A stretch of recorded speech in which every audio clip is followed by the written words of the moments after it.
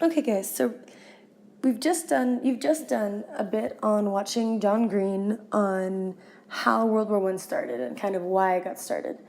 And by now, you hopefully have an opinion, a historical opinion on why it started. Hopefully by now you're really starting to get into the main ideas of World War I.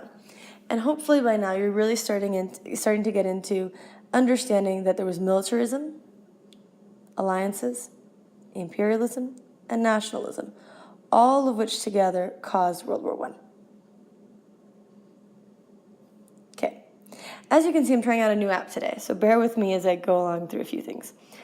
What I want to do today, though, is focus on the A. I want to focus on the alliances of that war. So today we're going to be reviewing some of those alliances. And then you're going to have a chance to get in your groups and really think about, okay, these are all major things. Was the war avoidable? Was that something that should have probably not happened? And since it did happen, well, whose fault was it really that it did?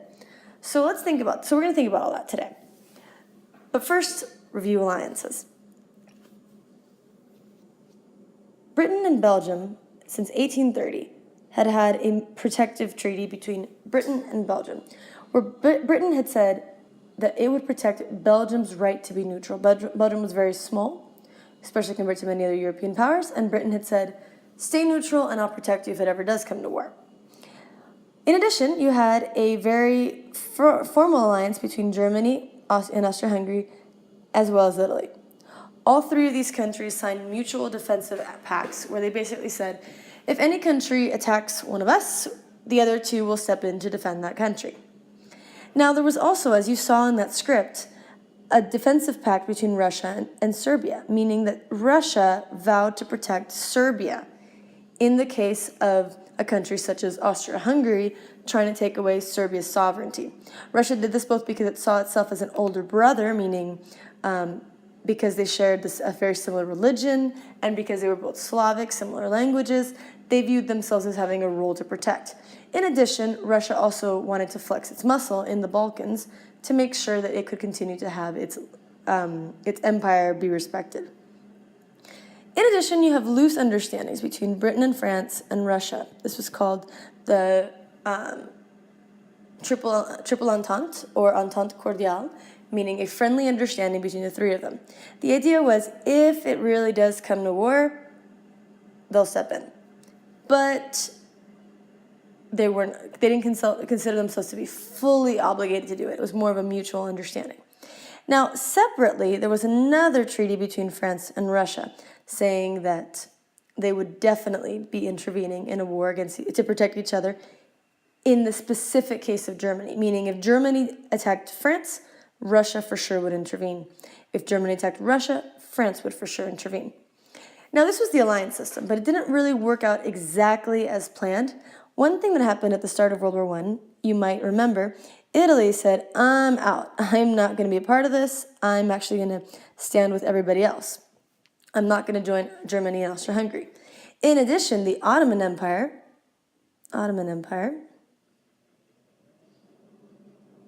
decided to join with Germany and Austria because of the different German military aid that it had been receiving. So what happens? Think of World War I as having a spark that set off this whole bomb of alliances. So first things first, Austria-Hungary declares war on Serbia. Okay, I need a different color, don't I? Erase. Okay, Austria-Hungary declares war on Serbia. What's the reaction? Clearly, Russia declares war on Austria-Hungary. Now, if Russia declares war on Austria-Hungary, what does that trigger? Germany declaring war on Russia. Now, the problem with Germany declaring war on Russia, sorry, just making sure that this is really visible. Okay, the problem with Germany declaring war on Russia, as you can see, is that France had promised Russia that if Germany invaded Russia at any time, France would declare war against Germany. So that was that. In addition, however, Italy decided to join with that group and also responded by declaring war against Austria-Hungary and Germany. So you got a mess. So now you have on one side Germany, And my handwriting looks like a 2-year-old, but let's work with that. And you have Austria-Hungary. On the other side, so far, you have Serbia, protecting it, Russia, protecting Russia, France,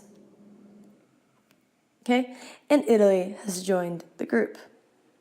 Am I missing anybody? All right, so this is where it is so far. The problem was that Germany's war plan involved invading Belgium. So that meant that Belgium was now dragged into the war. And as you might remember, Britain had pledged Belgium that it would defend Belgium in the case of a German attack. So then Britain declared war on Germany. And that's basically how you ended up having a major war. What should have just been a war between Austria-Hungary and Serbia, just those two. That's it. War in the Balkans ended up involving all of them. And the problem is that all of them, well, except for Serbia, but all of the major powers also had colonies. So that basically the whole world was dragged into this war. So just to recap, I want to show you a map. Germany now was at war against Russia, so it has to defend itself here. It's also against war with France, so it has to defend itself here. And in addition, Germany faces the fact that it's fighting against Britain, France, Italy, and Russia. So as you can see, early on, Germany's very much surrounded. So we're going to learn about, next class, this is not today, next class you're going to learn about what Germany does because it finds itself surrounded. So what can it possibly do to try to avoid getting squashed in this war? Now, spoiler alert, Germany will in fact lose the war. Austria-Hungary will in fact actually dissolve as part of the war. But they still tried to do what they could given what they had at the time. And we're going to learn more about German war plans in next class. All right. You are now, what I want you to think about, you're going to move on to your next piece. It's discussing with your classmates and really thinking about why did World War I started? Why did it start, excuse me? Who caused it? And you can think about if that's an individual or if that's a country. And was it avoidable? Now this is the fun one. I know you guys you guys love hypotheticals and I hate them. I want you to actually start thinking about it. Was it actually avoidable? Could it have been stopped? So that's what you're moving into now. And email me if you have any questions. I'll be checking every day to make sure I don't have questions from you guys. Best of luck, Miss M.